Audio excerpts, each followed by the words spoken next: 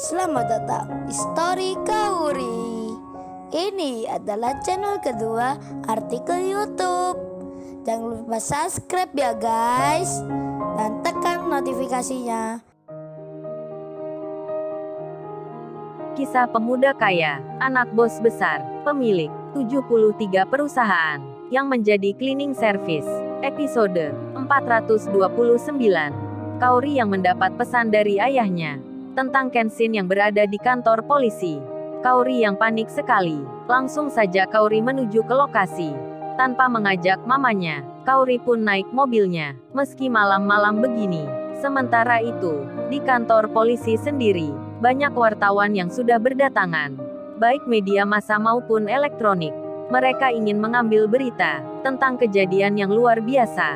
Karena adanya peristiwa yang terjadi di malam ini, melibatkan oknum polisi yang berpangkat tinggi, tersangkut masalah kejahatan, membawa pula banyak anak buahnya ditangkap oleh jenderal. Hal itu tentu saja menjadi pusat perhatian dari banyak para wartawan. Mereka sudah tak sabar menunggu, ingin mendengarkan penjelasan serta pula kronologi kejadian dari pejabat yang bersangkutan. Tak menunggu lama, seorang yang ditunggu datang. Salah satu yang berwenang menemui wartawan. Beliau langsung menyapa. Orang itu bicara, "Para rekan-rekan media sekalian, malam ini saya akan menjelaskan tentang dugaan penyalahgunaan jabatan dari oknum anggota yang terkait akan kejahatan. Seseorang itu berinisial SP, salah satu perwira tinggi di kepolisian." Kemudian wartawan di situ pun bertanya, "Kalau boleh tahu nama lengkapnya siapa Pak? Apa memang benar itu namanya Pak Supriyadi? Lantas apa perannya? Kronologinya gimana kok bisa terungkap? Padahal restoran itu nampak dari luar seperti baik-baik saja. Kok bisa diketahui ada kejahatan di situ? Apa sudah dicurigai sebelumnya? Apa ada yang melaporkan?" Sampai seorang jenderal yang turun langsung menangkapnya. Para jurnalis elektronik dan wartawan surat kabar, mereka semua penasaran tentang apa yang baru ditanyakan. Saat itu, konferensi pers yang di situ disiarkan secara langsung, baik lewat televisi, lewat radio, maupun di media sosial. Hingga di saat bersamaan, di waktu itu juga, Larissa, Angelika, Niken, serta Rena Larazati, termasuk pula Putri dan Ririn. Mereka yang belum tidur, kebetulan melihat tayangan TV. Ada pula yang sedang membuka handphonenya. Di saat itu tiba-tiba, selintas breaking news lewat. Si Rena pun melihatnya. Begitu pula Monica, serta Andini dan adiknya, yang masih terjaga. Breaking news itu mengabarkan, baru saja terjadi kejahatan yang terkait pekerjaan dengan korbannya wanita yang dimanfaatkan oleh bosnya untuk mencari pelanggan laki-laki dengan cara tak baik, dipaksa berbuat asusila. Namun hal itu bisa digagalkan oleh seorang pemuda yang berani melawan dan melaporkan. Hingga jenderal pun datang ke lokasi kejadian. Para wartawan pun bertanya, mereka menjadi penasaran. Salah satunya pun bicara, "Memangnya siapa Pak pemuda itu? Kok bisa melapor langsung ke seorang polisi yang berpangkat tinggi? Apa pemuda itu orang yang penting? Atau dia pemuda yang terkenal, seperti artis atau yang lainnya? Kok dia kenal petinggi polisi?" Kemudian juru bicara yang berwenang di situ menjawab, "Oh itu rekan-rekan wartawan sekalian. Pemuda itu bukan artis atau orang yang terkenal.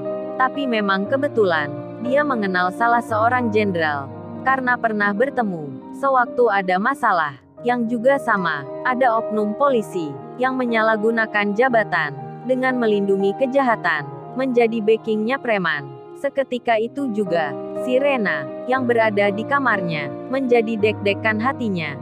Ia langsung saja teringat akan masalah di restorannya kemarin, yang dimintai uang preman, yang melibatkan oknum polisi. Si Rena pun langsung bicara, "Jangan-jangan, pemuda yang dimaksud itu, yang menggagalkan kejahatan tersebut, adalah Kenshin." Si Rena menerka, berdebar-debar jantungnya, dan Kaori sendiri kini tiba di depan kantor polisi. Kaori hendak akan masuk ke dalam. Kemudian, dilihatnya banyak wartawan. Kaori pun bertanya-tanya, "Ada kejadian apa ya? Kok sampai banyak yang mencari berita?" Dan karena hal itu, Kaori yang belum bertemu Kenshin Tentu saja dirinya makin panik dibuatnya. Cemasnya pun sangat tinggi. Hingga Kaori bicara sendiri. Apa ini ada hubungannya dengan Kenshin? Apa Kenshin terkena masalah? Kaori pun khawatir sekali kalau terjadi hal yang tak diinginkan. Dan Kaori langsung saja masuk. Saat tiba di dalam, terdengar pembicaraan dari para wartawan. Salah satunya ada yang bilang, siapa ya sebenarnya pemuda itu yang mengungkap kejahatan? Nama dan tempat tinggalnya, kok nggak disebutkan dengan jelas? Kan kita semua yang di sini. Jadi bingung sekali ini, mau ditulis siapa namanya nanti. Kaori yang mendengarnya, merasa ingin tahu rasanya, akan masalah yang terjadi. Kemudian Kaori bertanya, pada satu wartawan di situ. Mbak memangnya ada kejadian apa ya? Kok ramai seperti ini? Yang ditanya pun menjawab, oh ini Mbak, ini ada perwira tinggi polisi yang ada di belakangnya pengusaha, terlibat dalam kejahatan. Oknum polisi itu melindungi seorang pengusaha yang jahat, yang memaksa kerja wanita, dengan mempertaruhkan kehormatan. Wanita muda itu dipaksa untuk menemani pria hidung belang. Lalu ada pemuda yang menolongnya, tapi pemuda itu malah akan ditangkap oleh polisi yang ada di belakangnya. Beruntungnya, pemuda itu kenal seorang jenderal, jadinya langsung dilaporkan hingga polisi berpangkat itu kini yang malah diamankan. Kaori bertanya, terus nama pemuda itu siapa Mbak? Wartawan itu menjawab, kita semua ini juga nggak tahu ya. Malah ini sedang menunggu siapa nama pemuda itu. Mau dimasukkan berita, tapi belum ada yang menjawab. Belum ada yang menyebut namanya. Kaori pun belum merasa kalau yang dimaksud adalah Kenshin, suaminya sendiri. Kemudian Kaori menelpon ayahnya, bertanya tentang posisinya, sedang berada di ruang mana.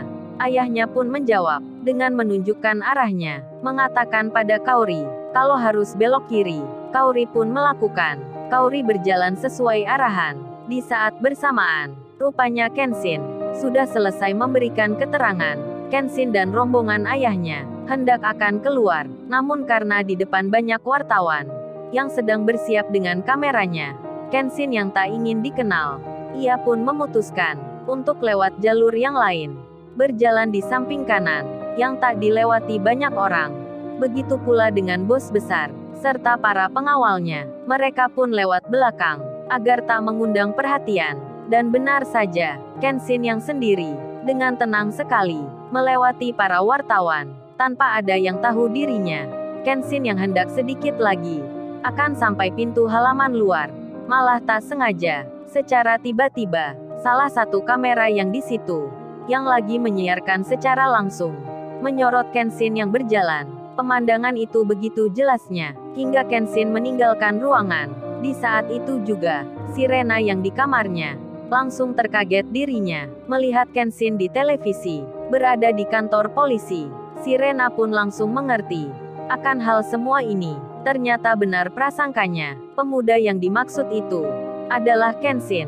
Sirena menggigit jarinya, sangat terkaget dirinya. Begitu pula dengan Larissa, Angelika, Ririn dan Putri, termasuk Monica dan Sela. Mereka yang di rumahnya melihat hal yang sama, jadinya terkejut semua, sampai ingin melihat lagi, mengulangi hal itu kembali. Sementara itu, Kaori sendiri kini bertemu ayahnya. Kaori langsung bertanya, "Loh ayah, mana Kenshin ya? Kok ayah sendiri di sini?" Ayahnya pun menjawab, "Tenang Kaori, kamu nggak usah khawatir, nggak ada hal apa-apa dengan suamimu itu. Malah ayah bangga, kamu pun harus sama. Mas Kenshin itu baru saja menyelamatkan banyak orang, mengungkap kejahatan yang hampir saja merenggut kehormatan seorang wanita muda yang baru lulus sekolah, yang bekerja di restoran, dipaksa melayani pelanggan.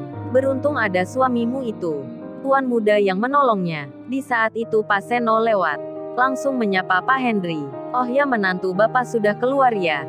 Kami mau menyampaikan terima kasih, tapi masnya takut ketahuan wartawan." Pak Henry pun menjawab, "Iya Pak Jenderal itu benar. Tuan muda sudah keluar, ini putri saya istrinya, yang lagi menjemputnya." Pak Seno menyahut, "Oh jadi ini anaknya Pak Henry, istrinya Mas Kenshin itu, cantik sekali. Kalau gitu saya ucapkan terima kasih ya, karena Mas Kenshin sudah membantu kerja kami. berani melawan penjahat, meski ada oknum polisi yang melindungi. Mas Kenshin tetap melaporkan, hingga pengusaha jahat itu kami tangkap. Kaori pun akhirnya tahu, kalau yang dimaksud wartawan itu adalah suaminya sendiri. Kaori pun tersenyum, mengiyakan pesan Pak Jenderal. Kemudian dengan cepat-cepat, Kaori segera berjalan untuk keluar ruangan, hendak menyusul Kenshin. Dan sampai saat itu, para wartawan pun tak ada yang tahu tentang yang dimaksud polisi. Siapa nama pemuda yang turut ikut serta dengan Pak Jenderal dalam menangkap penjahat di malam ini? Mereka pun sangat penasaran, tapi tak begitu dengan Ririn, dengan Niken, Andini dan Sabria, termasuk pula Sirena, pemilik restoran roti, yang sudah mengerti yang dimaksud itu adalah Kenshin. Lalu, bagaimana kisah selanjutnya? Subscribe channel ini untuk episode berikutnya. Terima kasih. Jangan lupa ya guys, untuk kelanjutan ceritanya ada di channel Story Kaori. Lupa subscribe ya guys, dan tekan notifikasinya